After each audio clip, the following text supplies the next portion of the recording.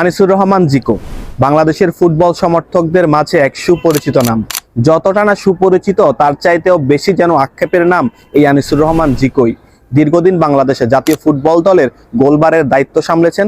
শুধুমাত্র সামলেছে বললেই ভুল হবে, খুব ভালোভাবেই কিন্তু সামলেছিলেন। দলকে নিয়ে গেছিলেন সাফের সেমিফাইনালে। যদিও সেবার সেমিফাইনালে বাংলাদেশের পরাজয় দেখতে হয়, কিন্তু সেবার সাফের শ্রেষ্ঠ গোলকিপার কিন্তু নির্বাচিত হয় আনিসুর রহমান জিকো।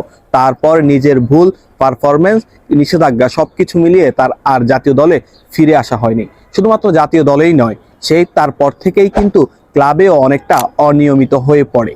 কিন্তু এখন আনিসুর রহমান জিকোর কথা কেন বলছি? তবে আমার মনে হয় বাংলাদেশের ফুটবল সমর্থকরা যে আনিসুর রহমান জিকোকে আবার ফিরিয়ে আনতে চাচ্ছে, এর পিছনে কারণ রয়েছে বাংলাদেশের বর্তমান দল নিয়েও বিভিন্ন দলের বিপক্ষে বর্তমানে থাকা গোলকিপারদের ভুলের কারণে ভরাডুবির পরে অনেকেই আবার আনিসুর রহমান জিকোকে ফিরে চাচ্ছেন। তবে যদি আনিসুর রহমান জিকোকে ফেরাতেই হয় তাহলে এটাই মুখ্যম সময়, এটাই সময়। এখনই আনিসুর রহমানকে ফেরানো উচিত। কিভাবে ব্যাখ্যা করছি, দেখতে থাকুন পুরো ভিডিও। 2023 সালে নিজেরই ভুলে আনিসুর রহমান জিকো সহ আরো বেশ কয়েকজন ফুটবলার নিষেধাজ্ঞায় পড়ে। সেই নিষেধাজ্ঞায় পড়ার পরে অনেকেই ফিরে আসছেন, কিন্তু আনিসুর রহমান জিকোর আর ফিরে আসা হয়নি। যেমন জাতীয় দল থেকে নিষেধাজ্ঞা পেয়েছেন, লিগও নিজে তার স্থান হারানোর পরে আর সেভাবে আর ফিরে আসা হয়নি। তার ফিটনেসও ঘাটতি দেখা গিয়েছে। যে কয়েকটি ম্যাচে সুযোগ পেয়েছে সেখানেও নিজেকে প্রমাণ করতে ব্যর্থ হয়েছেন। কিন্তু পরবর্তীতে আবারও জাতীয় দলের খুবই কাছে আসছিলেন আনিসুর রহমান জিকো। একবার তো জাতীয় দলের ডাকও পেয়েছিলেন, কিন্তু তাকে আর গোলবারের দায়িত্ব দেননি কোচ হ্যাভিয়ার কাবরেরা।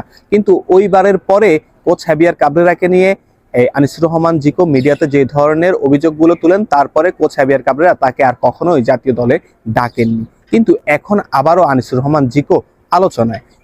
এখন বর্তমানে আনিসুর রহমান জিকো অনেকটাই আগের রূপে ফিরতে শুরু করেছেন। সেটা কিভাবে? বর্তমানে বাংলাদেশে যে ফুটবল লিগ চলমান রয়েছে, সেই ফুটবল লিগে কিন্তু আনিসুর রহমান যে কয়েকটি ম্যাচ পেয়েছে সেখানে ভালো করার চেষ্টা করে যাচ্ছে। অর্থাৎ বুঝাই যাচ্ছে যে তিনি আবার নিজেকে ফিরিয়ে আনতে চাচ্ছেন।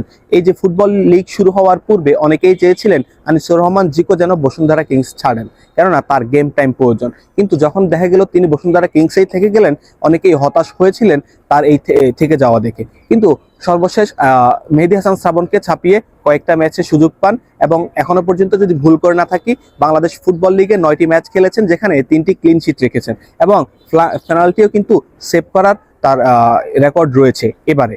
তো অন্তত এবার যে পারফরমেন্সের ধারা রয়েছে সেটা বলবো না একদম পূর্বের মতো, কিছুটা ফিটনেসের ঘাটতি লক্ষণীয়, কিন্তু সেটা যে মানে একেবারেই মন্দ তা কিন্তু নয়। যদি এখনো তাকে জাতীয় দলে ডাকা হয়, মানে আমি বলছি যে মার্চে বাংলাদেশের যে দুটি ম্যাচ রয়েছে, একটি হচ্ছে ভিয়েতনাম এবং অপরটি এফসি এশিয়ান কাপের বাছাই পর্বের ম্যাচ সিঙ্গাপুরের বিপক্ষে। যেই ম্যাচটা আক্ষরিক অর্থে বাংলাদেশের তেমন বেশি গুরুত্বপূর্ণ না, শুধুমাত্র র্যাঙ্কিং এর জন্যই গুরুত্বপূর্ণ। কেননা Bangladesh already FC Asian cup বাছাই পর্বের যে রেস সেটা থেকে ছিটকে পড়েছে। সো এই ম্যাচটাতে আসলে কোচ হ্যাভিয়ার কাবরেরা তার শেষ অ্যাসাইনমেন্ট হলেও বাংলাদেশের জন্য কিছু করে যেতে পারেন। কিভাবে? সেটা হচ্ছে কিছু প্লেয়ারকে সুযোগ দিয়ে দেখা। তার মধ্যে অন্যতম একজন হতে পারেন আনিসুর রহমান জিকো। সে যদি ক্লিক করে দেন আলহামদুলিল্লাহ, আর যদি ক্লিক না করে তাকে আরো হচ্ছে যে পরিচর্যায় রাখা এবং তাকে পর্যবেক্ষণে রাখা। যেহেতু তার মানে কোচের শেষ এই অ্যাসাইনমেন্ট, পরবর্তী কোচ যে আসবে সে যদি মনে করে না আনিসুর রহমান জিকোর মধ্যে ওই ধরনের পটেনশিয়ালিটি আছে, তাকে আসলে আবার ব্যাক করানো উচিত, তাহলে তিনি ব্যাক করাবেন। তবে এর চাইতে ভালো কোনো সময় আসলে আনিসুর রহমান জিকোর জন্য হতে পারে না। তিনি যেমন নিজের ফর্মে রয়েছেন, আবার হচ্ছে যে দলেরও এমন একটি মুহূর্ত যে টাইমে তাকে আসলে পরীক্ষা করা যায়। এবং বাকি যে গোলকিপাররা রয়েছেন তারাও কিন্তু হরহামেশা গোলবারের নিচে ভুলগুলো করছে। তবে বর্তমানে দীর্ঘদিন ধরে বাংলাদেশ ফুটবল লিগের যেই খেলা বন্ধ রয়েছে, এই খেলা যদি চলমান থাকতো তার ফিটনেসটা ধরে রাখা আরো ভালো হতো এবং তাকে আরো কয়েকটা ম্যাচ ভালোভাবে লক্ষ্য করা যেত।